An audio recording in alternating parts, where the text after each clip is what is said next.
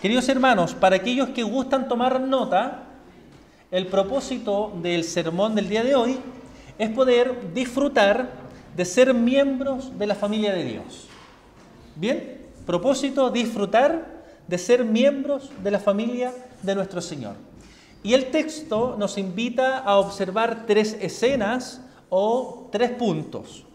¿Cuáles son estas escenas o estos puntos? Lo primero que nos invita a disfrutar esta porción, estos versículos leídos, es enfocarnos en nuestra ciudadanía. Nuestro segundo punto es enfocarnos en nuestra base. Y lo tercero, enfocarnos en nuestra misión. Vamos entonces, mis hermanos, a observar nuestro primer punto que está en el versículo 19, nuestra ciudadanía. Y permítanme leerlo en otra versión para que estemos familiarizados. Versículo 19 dice así: así que ya no sois extranjeros ni advenedizos, sino conciudadanos de los santos y miembros de la familia de Dios. En esta primera escena, Pablo escribe una gran verdad y describe a una iglesia que estaba compuesta por gentiles convertidos. ¿Por qué este dato es importante? Porque los gentiles, antes de Cristo, digamos, estaban fuera del pacto y fuera de todos los beneficios que era ser parte del pueblo del Señor. En el Antiguo Testamento, Israel había sido escogido como la nación santa, portadora de las promesas, portadora de la revelación. Con el pueblo de Israel el Señor se relacionaba, pero no así con los otros pueblos. Eso lo tenemos claro, ¿cierto? ¿Sí? ¿O alguien no sabía? Bueno, justamente la nación de Israel tenía una gran bendición, tenía a Dios mismo, y Dios se relacionaba con ellos. No así con los gentiles. Ellos eran vistos como los de afuera. Ellos no eran receptores de las bendiciones de Dios. Muchas gracias, hermano. Estaban alejados del templo, alejados de la liturgia, del culto, de la esperanza mesiánica. Y yo no sé si ustedes están logrando meterse en esta escena. Los noto distraídos. Se están metiendo en esta escena. Estamos hablando de que había un pueblo que no era benefactora de las bendiciones de Dios. De un pueblo que no podía relacionarse con Dios. Y de un pueblo que sí lo podía hacer. Y el versículo 12, un poquito más atrás de lo que nosotros leímos, lo expresa con fuerza, porque dice: en aquel tiempo estabais sin Cristo, alejados de la ciudadanía de Israel y ajenos a los pactos de la promesa, sin esperanza y sin Dios en el mundo. Y esto le añade más peso a lo que nosotros estamos mencionando ahora. Pero también nos dice el versículo 14 que ahora en Cristo esa separación se ha derribado. Qué hermoso. Qué bueno, mis hermanos. Ya no hay distinción entre el judío y el gentil. Porque todos, por medio de la cruz de nuestro Señor Jesucristo, somos reconciliados con Dios. Ya no existen dos pueblos. Existe solo un pueblo que ha sido reconciliado a través de la sangre de nuestro Señor Jesucristo. La palabra extranjeros se refiere a alguien que vive en un país que no es el suyo, sin derechos legales y sin protección legal. Advenedizo describe a alguien que es un residente temporal, alguien que viene de visita, de paso, un huésped pero sin ciudadanía. Ya es como un extranjero que viene de visita. Él no tiene los derechos que tienen los chilenos, porque viene de paso, viene de visita. Y nuestro texto nos está diciendo que así éramos nosotros en algún tiempo, antes de conocer a nuestro Señor Jesucristo, sin pertenencia espiritual, sin los beneficios de la gracia, sin acceso a la presencia divina. Así eras tú sin Cristo. Así éramos nosotros, mis hermanos, sin Cristo. Y yo no sé si tú recuerdas esa etapa de tu vida, pero sin duda tuvo que haber sido una etapa muy mala, porque no hay nada mejor que ser hijo del Señor. Pablo dice, ya no son extraños. Y esta, mis hermanos, es una declaración de transformación, de una identidad transformada. En Cristo nuestra condición cambió. Fuimos trasladados del reino de las tinieblas al reino de la luz. Fuimos trasladados, mis hermanos, de la perdición, del pecado, ahora a la salvación, al amor, a la paz, a la compañía, al gozo que nuestro Señor nos brinda. Donde antes éramos rechazados, ahora somos aceptados. Donde antes éramos extranjeros, ahora somos ciudadanos del reino de nuestro Señor. Por lo tanto, la salvación no solo perdona pecados. No podemos limitarnos, mis hermanos, a pensar que ser salvado es que simplemente nuestros pecados han sido perdonados. Porque Dios pudo haber perdonado nuestros pecados y aún así dejarnos para que vivamos tranquilamente si muramos. Pero hay algo mucho más allá de que esto. Se nos da una identidad. No pertenecemos más a este mundo. Pertenecemos ahora a Dios. No vivimos bajo la autoridad de las tinieblas, sino bajo el señorío de nuestro Señor Jesucristo. Ser conciudadanos, mis hermanos, significa compartir todos los derechos, todos los privilegios, pero también todas las responsabilidades que tiene el pueblo de Dios. Ya no estamos en la periferia del reino. Somos parte activa del reino. Somos parte del reino del Señor. No somos turistas espirituales, sino habitantes permanentes de la ciudad celestial. Y vuelvo a insistir, yo no sé si ustedes están profundizando y meditando en estas palabras, mis hermanos, pero se nos está diciendo claramente que antes éramos merecedores de la ira del Señor, que el Señor no nos miraba con favor, porque éramos extraños, éramos extranjeros, no merecíamos el amor del Señor. Pero ahora, a través de Cristo, somos receptores de ese amor. Somos ciudadanos del reino. Podemos llamarle a Dios nuestro Padre. Hermanos, esta noticia debería emocionarnos hasta las lágrimas. Antes no teníamos un hogar. Y yo no sé si alguno de ustedes ha pasado por esa etapa de no tener dónde vivir. Y ahora tenemos donde vivir, en el mejor lugar que pueda existir. El creyente, por tanto, vive en la tierra, pero pertenece al cielo o a la nueva creación.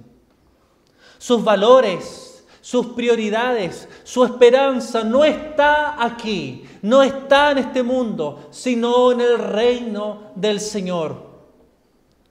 Ser ciudadanos del reino implica tres cosas fundamentales.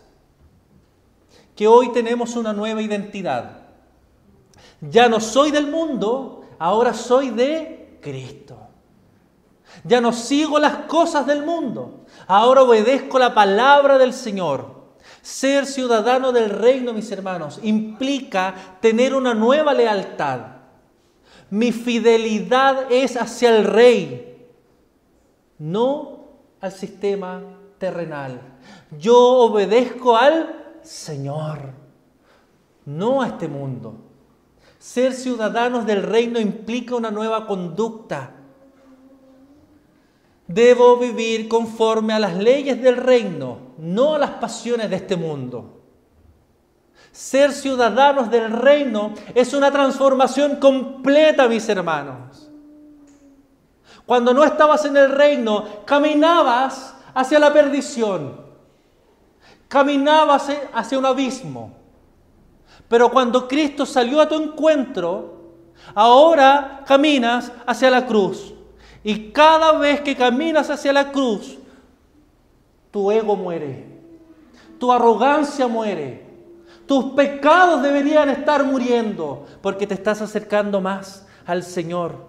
Ya no eres fiel a tus pasiones, sino al Señor. Ya no buscas agradar a los hombres o a ti mismo, sino a Dios y a su palabra. Pablo da un paso más profundo en todo esto y nos dice que no solo somos ciudadanos, sino también familia de Dios. No se trata simplemente de una membresía política, sino de una relación íntima y familiar. ¿Por qué? Porque un reino, ¿qué cosa tiene? Una pregunta, ¿un reino qué cosa tiene? Un rey. ¿Una familia qué tiene? Un padre. Y eso es diferente. Ese Padre nos adoptó por gracia.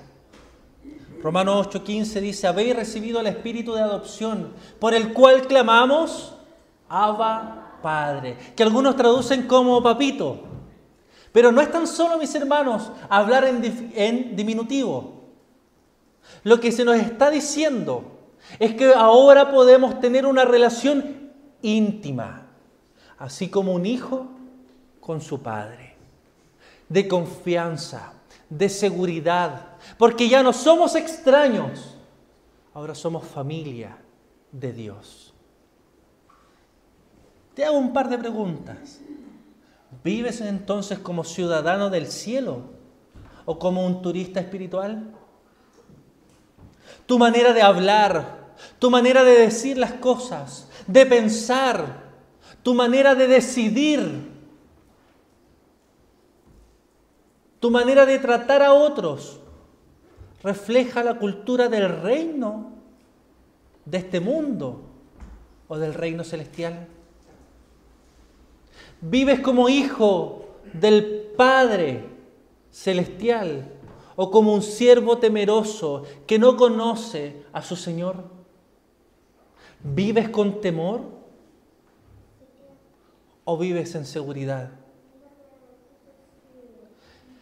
Cristo no solo nos perdonó, nos dio un hogar, mis hermanos. Nos dio un lugar, el mejor lugar que pueda existir o que existirá. Nos trajo de lejos y nos dio un nombre. Nos dio ciudadanía. Nos dio una familia. Ya no somos más extraños. Somos hijos. Somos hijos. No somos visitantes. Somos parte del reino. Qué glorioso, mis hermanos. Hemos podido observar hasta aquí nuestra ciudadanía. Ahora somos invitados a observar cuál es nuestra base para todo esto. Versículo 20. Que dice así: edificaos sobre el fundamento de los apóstoles y profetas, siendo la principal piedra del ángulo Jesucristo mismo. En esta segunda escena, Pablo continúa con una metáfora acerca de un edificio. Y nos dice que la iglesia no es una institución humana, tampoco es una organización social. Es una construcción espiritual hecha por Dios mismo. Por lo tanto, cada creyente, usando estas palabras de Pablo, es una piedra viva, colocada cuidadosamente en el diseño de Dios. Yo no sé si estás entendiendo lo que estoy diciendo. El Señor te mira y te toma, te selecciona para su reino. Por lo tanto, eres importante, eres valioso, eres valiosa. Si nosotros arrojásemos aquí 1000 piedras, ¿cómo se vería la iglesia? Piedras aquí en el piso. Desordenada, peligrosa, sucia. Seguramente no quisiéramos estar porque nos molestarían. Pero esas 1000 piedras o esos 1000 ladrillos los podríamos transformar en un muro. Y eso sí nos serviría para protegernos, para ampliar, para construir. De nada nos sirve, mis hermanos, tener a 1000 integrantes en una iglesia si todos viven de forma individual. La palabra del Señor nos dice que la iglesia no está terminada, que está en construcción. Y el maestro de la obra es Cristo mismo, quien coloca cada piedra en el lugar exacto. El fundamento, mis hermanos, es la parte más importante de todo el edificio. Si el cimiento es débil, ¿qué va a pasar? Se cae, todo se derrumba. Y lo hemos visto. Un pequeño movimiento ha hecho que grandes edificios y construcciones se agrieten, incluso se caigan. Así también es la iglesia. La solidez espiritual, de la solidez espiritual depende del fundamento sobre el cual se edifica. Pablo nos dice que el fundamento son los apóstoles y los profetas, es decir, toda la enseñanza apostólica y toda la enseñanza profética contenida en la palabra de nuestro Dios. Los apóstoles, ¿quiénes fueron? Testigos, mis hermanos, presenciales de lo que Cristo ha hecho. Los profetas, ¿quiénes eran? Portadores de la revelación divina. Juntos representan la Escritura como una totalidad suprema. Por tanto, lo que se nos está diciendo es que la iglesia no se edifica sobre emociones. La iglesia no se edifica bajo tradiciones humanas. La iglesia no se edifica bajo experiencias sobrenaturales y subjetivas. La iglesia no se edifica bajo estructuras institucionales, sino sobre la verdad revelada en la palabra inspirada de nuestro Dios. La iglesia se edifica teniendo a la Biblia como cimiento. Si la iglesia se está edificando, si nuestras vidas se están edificando en cualquier otra cosa que no es la palabra de Dios, vendrán grietas a nuestras vidas y nos derrumbaremos. Donde la Biblia se predica fielmente, el edificio crece firme. Donde se ignora o se distorsiona, el edificio se agrieta y cae. ¿Por qué creen ustedes que las supuestas iglesias más grandes es donde menos se predica el Evangelio? Es donde el Evangelio no está. Es donde Cristo no está. Porque no es fácil, mis hermanos. No es fácil cimentarse sobre la palabra del Señor. Porque la palabra del Señor nos enseña que nuestra conducta es pecaminosa, que nuestras emociones son pecaminosas, que nuestros deseos son egoístas, que lo que queremos hacer nosotros es solamente recibir beneficios personales, pero no sacrificarnos por los demás. La Reforma Protestante recuperó precisamente esta verdad con un concepto llamado sola Escritura. No hay otro fundamento doctrinal ni moral fuera de las Escrituras. Es que, mis hermanos, debemos entender que no debemos llevar una vida cristiana pensando que debemos obedecer nuestras emociones o nuestro corazón, porque nuestro corazón es engañoso. Tú no debes hacer las cosas porque las sientas. Ojalá sintamos siempre gozo. Pero muchas veces tenemos que hacer cosas porque la palabra del Señor así lo dice. Por lo tanto, no esperes tener ganas de orar. Ora. No esperes tener ganas de leer la Biblia. Léela. No esperes tener ganas de venir cada domingo a la iglesia. Ven cada domingo porque es mandato del Señor. No esperes que se produzca un amor sacrificial por los demás. Empieza a sacrificarte aunque no quieras. Porque el fundamento es la palabra del Señor. El creyente maduro, no se apoya en opiniones humanas, sino en la roca infalible de la palabra de nuestro Dios. El texto nos dice, siendo la principal piedra del ángulo, Jesucristo mismo. Y aquí llegamos al corazón del versículo. Cristo no es solo una parte del edificio, Él es la piedra angular. Y en la arquitectura antigua, la piedra angular era la primera piedra colocada. Y toda la construcción se alineaba a esa piedra. Esta piedra marcaba la dirección, la medida y la estabilidad de toda la estructura. Por lo tanto, si esta piedra estaba mal colocada, toda la estructura quedaba imperfecta.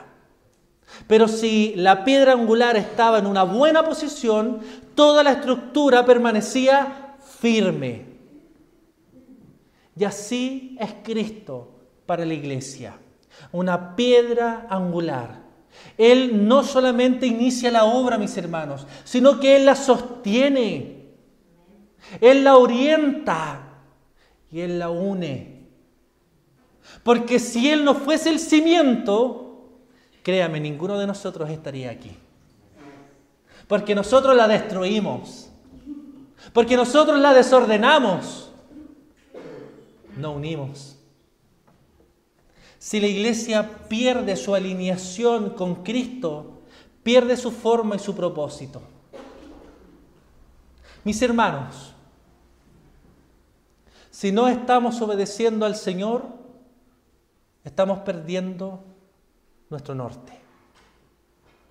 Si nuestras vidas no reflejan una obediencia a la palabra del Señor, a esta piedra angular, estamos perdiendo nuestro propósito. ¿Nuestro propósito cuál es? En palabras simples, bajo la confesión, bajo el catecismo. Primera pregunta. Glorificar a Dios. Tu propósito es glorificar a Dios. Y mira qué bendición. Glorificar a Dios y gozar de Él. O como lo dice Piper, glorificando a Dios mientras nos gozamos de Él.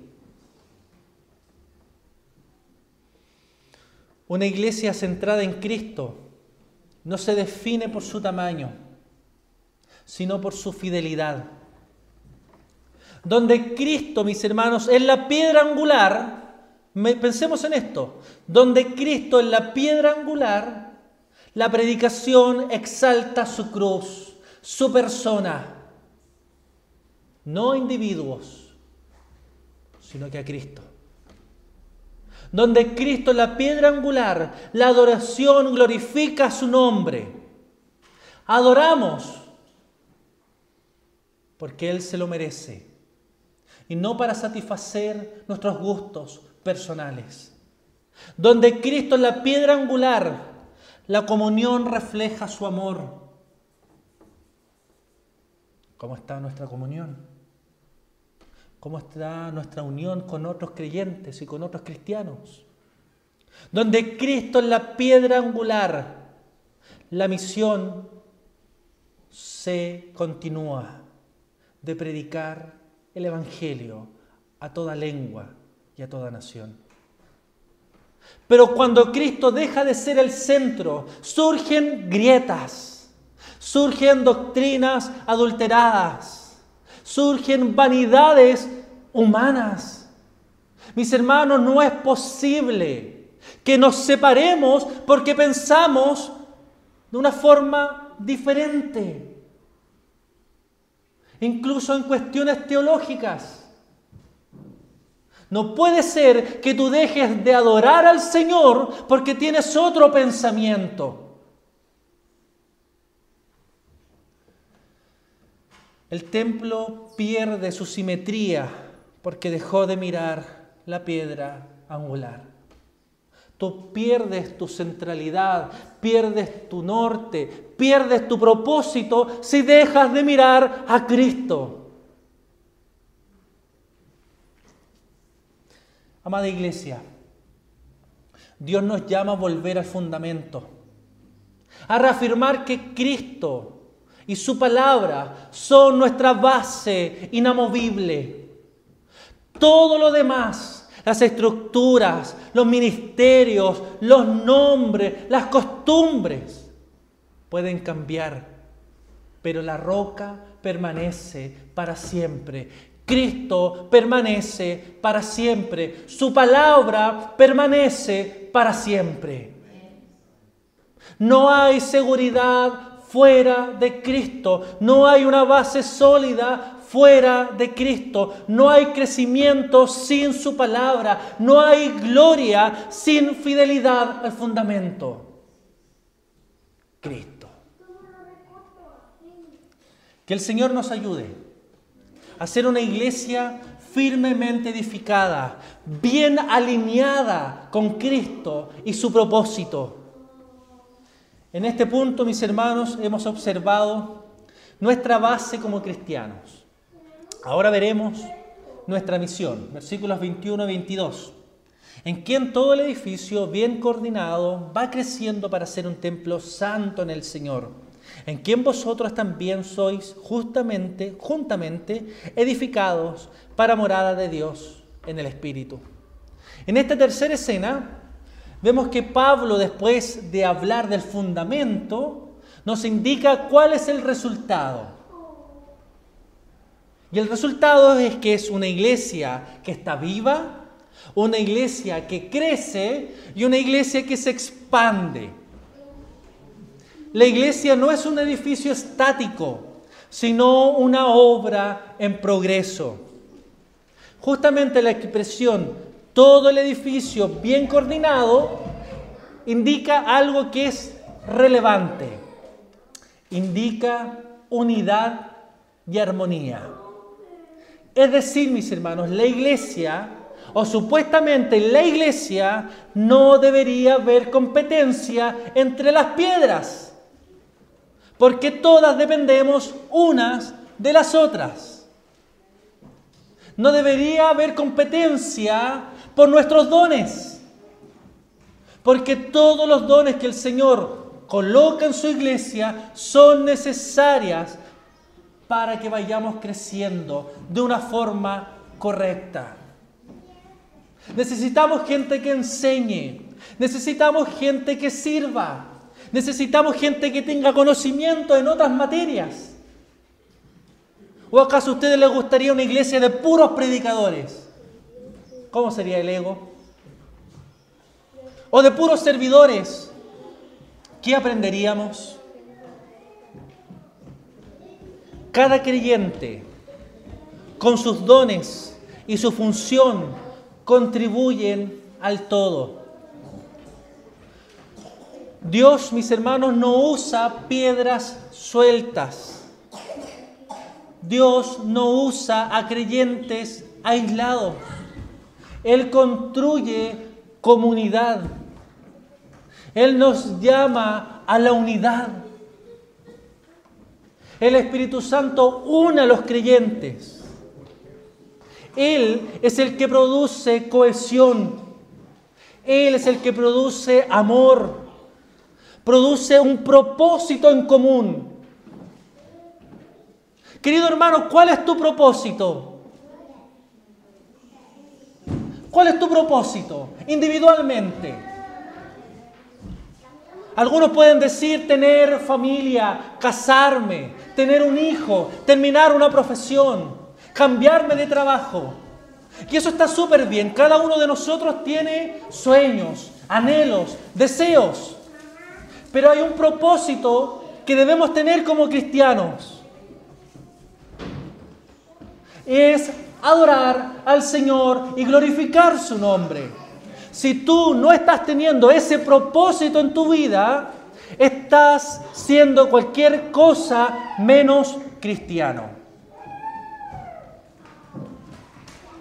Pablo introduce una imagen gloriosa y nos menciona a la iglesia como templo santo. Nuestro texto dice: en quien todo el edificio bien coordinado va creciendo para ser un templo santo en el Señor. Tenemos un propósito, mis hermanos, y es ser un templo santo, porque somos morada del Espíritu Santo. En el Antiguo Testamento, el templo era un lugar en donde Dios habitaba en medio de su pueblo. Pero ahora, en Cristo, la presencia de Dios no está en templos hechos por manos humanas, porque el templo es su pueblo redimido, su pueblo santificado y lleno del Espíritu. Primera de Corintios 3:16 nos dice: ¿no sabéis que sois templo de Dios y que el Espíritu de Dios mora en vosotros? Y esto, mis hermanos, cambia radicalmente nuestra comprensión de lo que es ser iglesia. No venimos al templo, escúchame bien, que vuelva tu atención. No venimos al templo.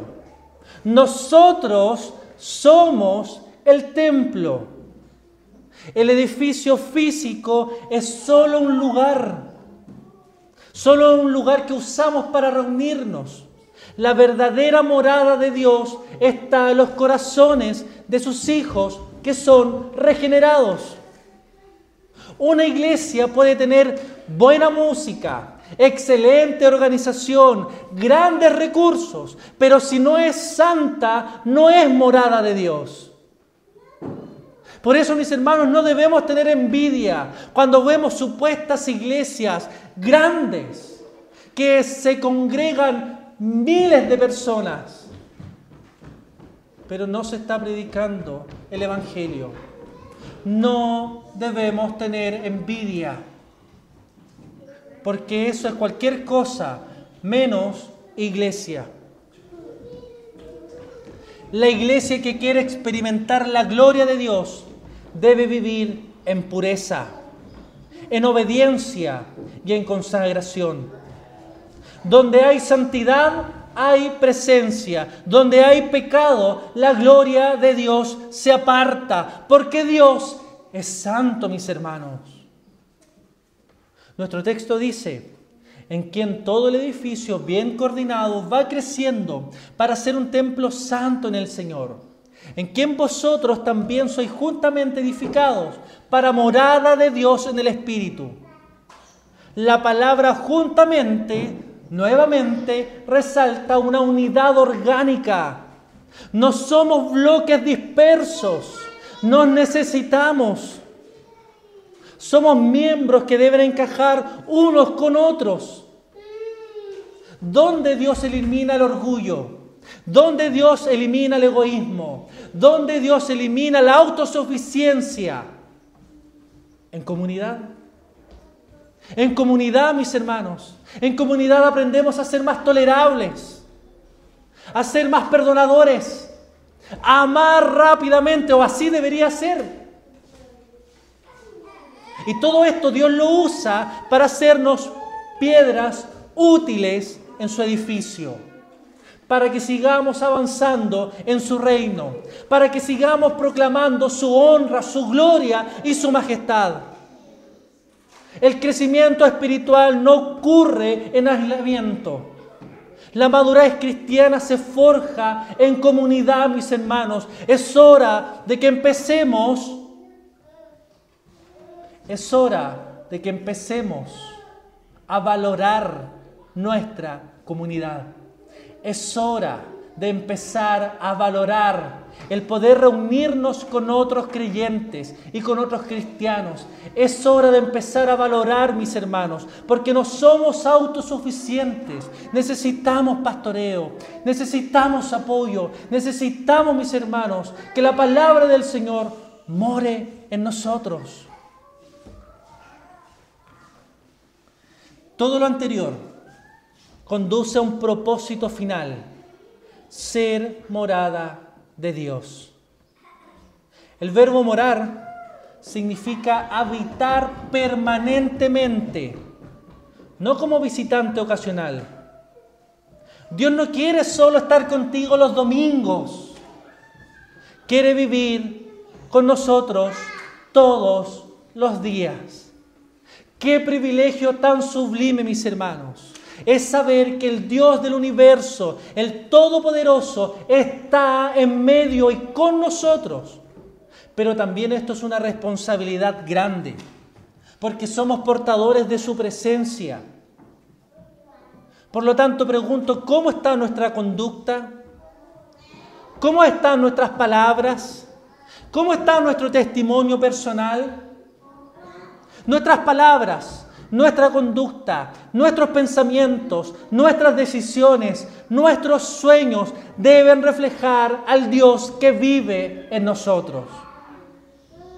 La iglesia no existe para entretener, sino para manifestar la presencia de Dios en el mundo. Cada vez que se reúne, adora y sirve en unidad, el Espíritu Santo se mueve, mis hermanos. Y estamos reflejando al mundo cómo es Dios. Por lo tanto, si fallamos en todo esto, estamos haciendo una mala imagen de Dios. Y estamos yendo en contra de su palabra y de sus mandamientos. Amada iglesia, con esto termino. Dios nos está edificando, nos está uniendo, nos está puliendo y nos está purificando para que cumplamos un propósito: ser su morada. Recordemos entonces que el mundo no necesita templos más grandes, sino iglesias más santas. Donde hay santidad, el Espíritu del Señor se derrama.